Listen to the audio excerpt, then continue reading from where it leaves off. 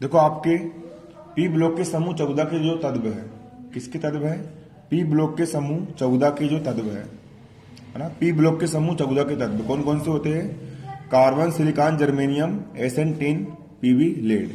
ये जो तत्व होते हैं carbon, silicon, germanium, SN, PB. अब इनके ऊपर से नीचे आने पर, समूह में ऊपर से नीचे आने पर इनके भौतिक गुणों में क्या क्या परिवर्तन होते हैं, क्या क्या बदलाव आते हैं, है ना, हम वो पढ़ेंगे। पेपर में क्वेश्चन आता है समूह 14 के तत्व, समूह 14 के तत्व पेपर में आएगा। समूह 14 के तत्व, पी ब्लॉक के समूह 14 के तत्व के भौतिक गुणों में क्रमिक परिवर्तन लिखिए। कि भौतिक गुणों में क्या लिखना है? क्रमिक परिवर्तन लिखना है। तो सबसे पहले आएगा धात्विक एवं अधात्विक गुण। पहला क्या है आपका? धात्विक एवं अधात्विक गुण। क्लियर? धात्विक एवं अधात्विक गुण। प्रथम दो तत्व कार्बन और सिलिकॉन अधातु है। इसके जो शुरू के बुक साइड को, इसके जो शुरू के क्या होते हैं? दो तत्व होते हैं। कौन कौन से? कार्बन और सिलिकॉन। कार्बन भी क्या होता है? अधातु होता है। क्या होता है? कार्बन अधातु होता है। और सिलिकॉन भी क्या होता है? अधातु होता है। समूह के प्रथम दो तत्व कार्बन और सिलिकॉन दोनों क्या होते हैं? अधातु होते हैं। कार्बन भी अधातु होता है और सिलिकॉन भी क्या होता है? अधातु होता है। प्रथम दो तत्व क्या होता है? प्रथम दो तत्व क्या होता है? प्रथम दो तत्व कार्बन और सिलिकॉन क्या होते हैं? अधातु होते हैं। क्लियर? फिर जर्मेनियम आंशिक रूप से धातु और आंशिक रूप से अधातु होता है, मतलब उपधातु होता है। क्या होता है? उपधातु होता है। देखो अधातु है, ये अधातु है ना, है ना। फिर जो जर्मेनियम आया ये क्या होता है? उपधातु, मतलब ये धातु के गुण भी दर्शाएगा। धातु मतलब भी लोहा वगैरह, है ना, उन गुण दर्शाएगा। और अधातु के गुण भी दर्शाता है। तो जर्मेनियम क्या होता है? जर्मेनियम जी क्या होता है? उपधातु होता है। क्या होता है? उपधातु होता है। क्या होता है? जर्मेनियम उपधातु होता है। जर्मेनियम जी क्या होता है? उपधातु होता है। क्लियर? जबकि टिन और लेड, कौन कौन? टिन और लेड स्पष्ट रूप से क्या है? धातु है। टिन और लेड, ये हो गया आपका टिन, एसएन क्या हो गया आपका? टिन हो गया। और पीबी क्या हो गया आपका? लेड हो गया। टिन और लेड, टिन और लेड, एसएन और पीबी। टिन और लेड क्या होते हैं? धातु होते हैं। टिन भी आपकी धातु होती है और लेड भी आपको क्या होता है? धातु होता है। इस प्रकार से परिवर्तन होता है। मतलब समूह में कार्बन से लेड की ओर चलने पर धात्विक गुणों में वृद्धि होती है और अधात्विक गुणों में कमी होती है। मतलब समूह में जब आप ऊपर से नीचे आओगे, कार्बन से लेड की ओर आओगे, तो अधातु से धातु की ओर बढ़ते जाते हैं। धात्विक गुण में क्या होती जाती है? वृद्धि होते जाती है। अगला होता है परमाणविक आयतन। परमाणविक आयतन, परमाणु क्रमांक में वृद्धि के साथ साथ परमाणविक आयतन में भी क्या होती है? वृद्धि होती है। मतलब कि जब आप समूह में ऊपर से नीचे आते हो तो कार्बन में कब परमाणु क्रमांक 6 होता है, मतलब कार्बन का आकार छोटा होता है। कैसा होता है? छोटा होता है। फिर सिलिकॉन का परमाणु क्रमांक 14 होता है तो उसका आकार और बड़ा हो गया।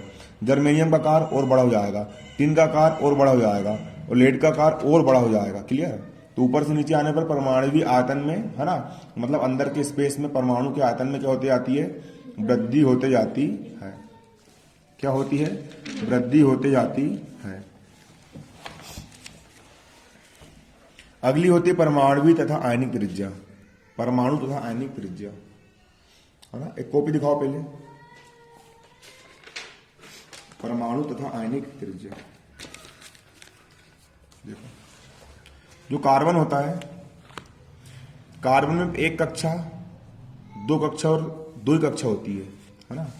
तो ये कार्बन हो गया, कार्बन का नाभिक हो गया। इसमें से पहली एक कक्षा है और कितनी कक्षा है? दो कक्षा है। ये कार्बन हो गया आपका। क्लियर? है ना। अगला क्या है आपका? सिलिकॉन है। सिलिकॉन में एक कक्षा, दो कक्षा और तीसरी कक्षा भी खुली हुई होती है। तो जो सिलिकॉन आया आपका, सिलिकॉन मतलब क्या आया? ऐसा ही आया। ये हो गया इसका नाभिक, पहली कक्षा, दूसरी कक्षा और तीसरी कक्षा। तो ऑटोमेटिक परमाणु त्रिज्या बढ़ गई। इसकी त्रिज्या है कम, इसकी त्रिज्या हो गई ज्यादा, है ना।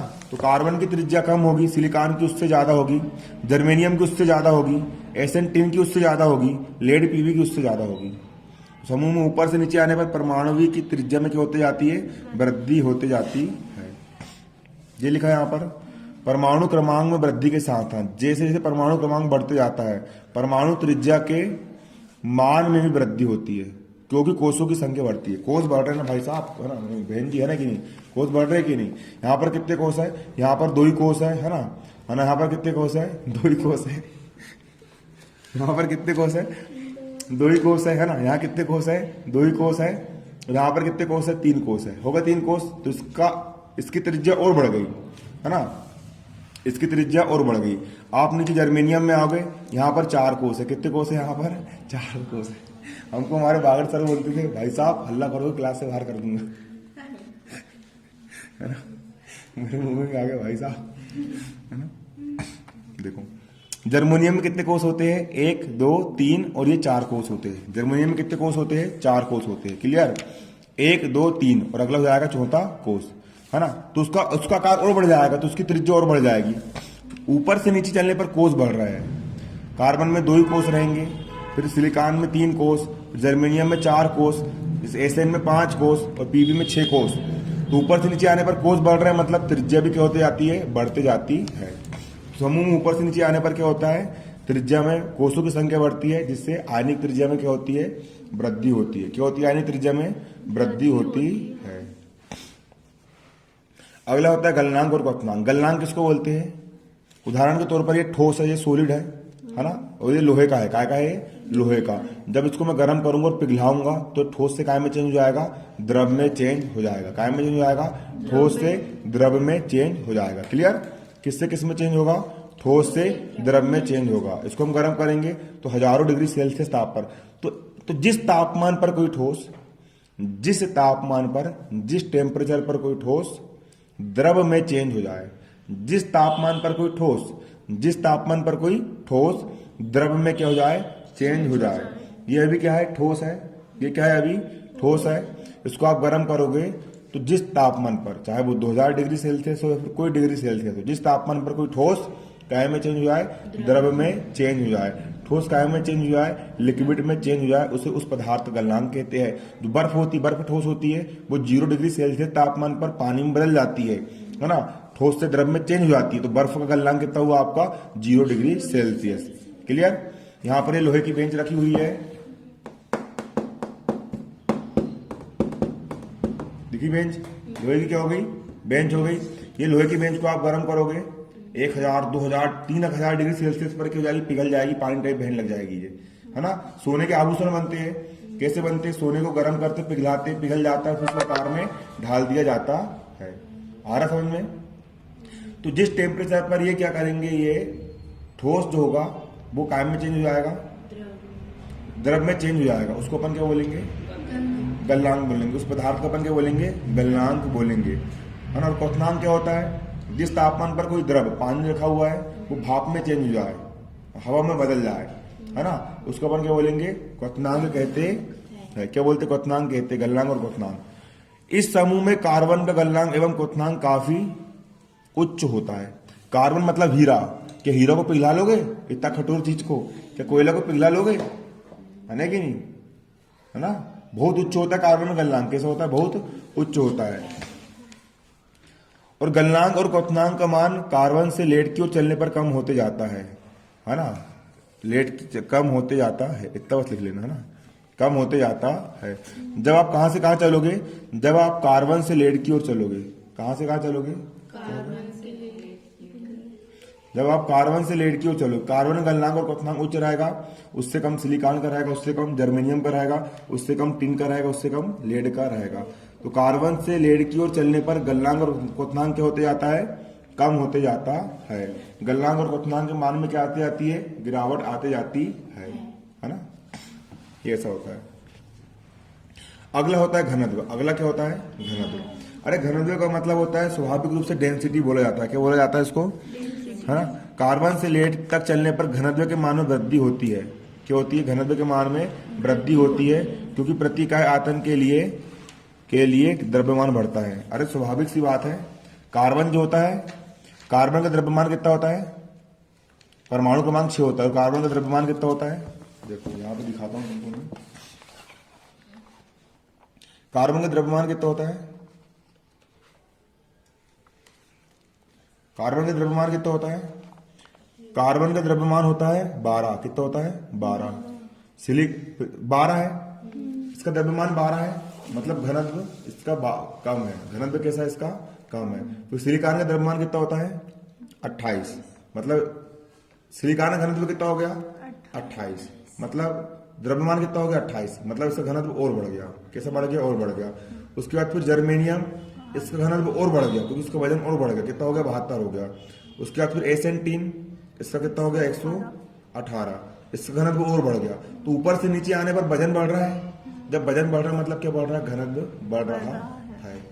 अंदर उपस्थित पदार्थ क्या हो रहा है? बढ़ रहा है। ऐसा ऐसा होता है ना। ये हो गया आपके घनत्व की बात। अगला आपका क्या होता है? अगला होता है आपका आयनन विभव या आयनन एंथैल्पी। आयनन विभव, आयनन विभव किसको बोलते हैं? किसी परमाणु में से एक इलेक्ट्रॉन को बाहर निकालने के लिए, किसी परमाणु में से आयनन विभव, है ना, अध्याय 3 में पढ़ा चुका हूं, है ना, रिवीजन हो जाएगा, देख लो क्या होता है आयनन विभव। किसी परमाणु में से एक इलेक्ट्रॉन को बाहर निकालने के लिए, इसके अंदर इलेक्ट्रॉन होते हैं, एक इलेक्ट्रॉन को बाहर निकालने के लिए अपन जितनी ऊर्जा देते हैं उस ऊर्जा की मात्रा को अपन क्या बोलते हैं? आयनन विभव बोलते हैं, है ना। तो होता क्या है? जिसका आकार छोटा होता है, कार्बन का आकार कैसा होता है? कार्बन का आकार छोटा होता है, छोटा बिल्कुल तन्नक सा आकार होता है ना। कार्बन का आकार कैसा होता है? बिल्कुल छोटा होता है। आकार अगर छोटा है, आकार कैसा है? छोटा है। आकार अगर छोटा है तो नाभिकीय आवेश कैसा होगा? प्रबल होगा। नाभिकीय आवेश कैसा होगा? प्रबल होगा।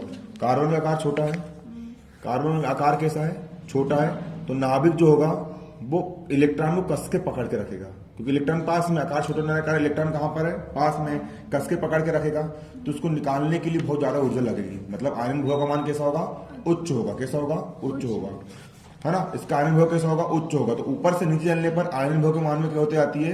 कमी होती जाती है। आयनन एंथैल्पी के मान में क्या होती जाती है?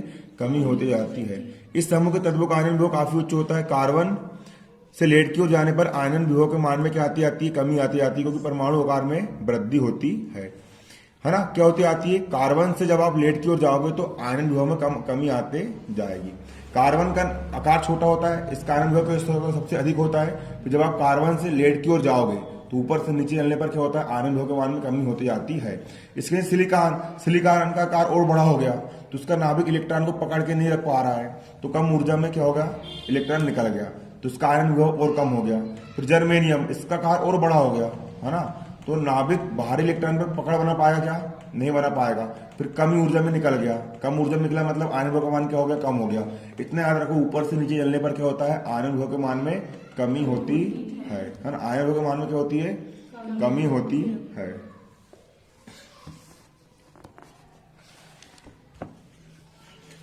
ना। आयनन विभव के मान में क्या होती है? कमी होती है। इतना लिख देना, आयनन विभव के मान में कमी होती है। अगली होती है ऋण विद्युतता। अगली क्या होती है? ऋण विद्युतता। ऋण विद्युतता का मतलब क्या होता है? ऋण विद्युतता का मतलब ये होता है, ऋण विद्युतता का मतलब ये होता है कि आपका एक परमाणु हो गया, ये इसका नाभिक हो गया, और दूसरा परमाणु हो गया, इसका नाभिक हो गया।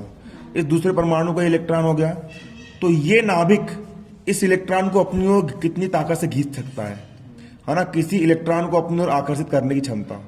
साजे के बंध का इलेक्ट्रॉन जोड़ा बन गया, इसके एक इलेक्ट्रॉन ने इस इलेक्ट्रॉन के साथ बंध बना लिया, तो साजे के इलेक्ट्रॉन जोड़े को अपनी ओर खींचने की क्षमता, साजे के इलेक्ट्रॉन जोड़े को अपनी ओर खींचने की क्षमता क्या कहलाती है? ऋण विद्युतता कहलाती है। क्या कहलाती है? ऋण विद्युतता कहलाती है।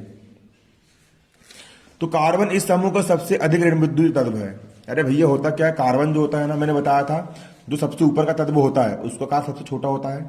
अब कार्बन का आकार सबसे छोटा है। कार्बन का आकार कैसा? सबसे छोटा है। आकार छोटा है तो अपने इलेक्ट्रॉन को तो कवर कर लेगा ये, लेकिन जो बाजू वाले जो इलेक्ट्रॉन होते हैं उस इलेक्ट्रॉन को भी अपनी ओर खींच लेगा, दूसरे परमाणु के इलेक्ट्रॉन को भी अपनी ओर खींच लेगा। इतनी ताकत से खींचेगा कि बिल्कुल इधर जाएगा, वो आ जाएगा। तो कार्बन जो होता है वो सारे इलेक्ट्रॉन को अपनी ओर खींच लेता है, इसलिए कार्बन की जो ऋण विद्युतता कैसी होती है? सबसे अधिक होती है, सबसे उच्च होती है। कैसी होती है? सबसे अधिक होती है, सबसे उच्च होती है। किसकी ऋण विद्युतता? कार्बन की ऋण विद्युतता कैसी होती है? सबसे उच्च होती है, सबसे अधिक होती है। बनेगा? कार्बन की ऋण विद्युतता कैसी होती है? उच्च होती है। कार्बन की क्या? ऋण विद्युतता। कार्बन की ऋण विद्युतता सबसे अधिक होती है। कार्बन से सिलिकॉन, कार्बन से सिलिकॉन की ओर चलने पर ऋण विद्युतता कम होती है। जब आप कार्बन से सिलिकॉन की ओर चलोगे, जब आप कहां से कहां चलोगे? कार्बन से सिलिकॉन की ओर चलोगे, जब आप नीचे आओगे, जैसे जैसे आप नीचे आओगे तो ऋण विद्युतता के मान में कमी आती आती है। ये प्रबलता से इलेक्ट्रॉन को अपनी ओर खींच लेगा, ये उससे कम ताकत से खींच पाएगा क्योंकि उसका आकार बड़ा है। आकार बड़ा होने के कारण ये खुद का नहीं संभाल पा रहा, दूसरे क्या संभालेगा, है ना। जर्मेनियम का आकार और बड़ा हो गया, है ना, जो है ना, ये और कम प्रबलता से खींचेगा। सबसे अधिक प्रबलता से कार्बन इलेक्ट्रॉन दूसरे के इलेक्ट्रॉन को अपनी ओर खींच लेता है, और ऊपर से मतलब इसकी ऋण विद्युतता अधिक होती है, और ऊपर से नीचे आने पर ऋण विद्युतता के मान में क्या आते जाती है, कमी आते जाती है। क्लियर, क्या आते जाती है, कमी आती जाती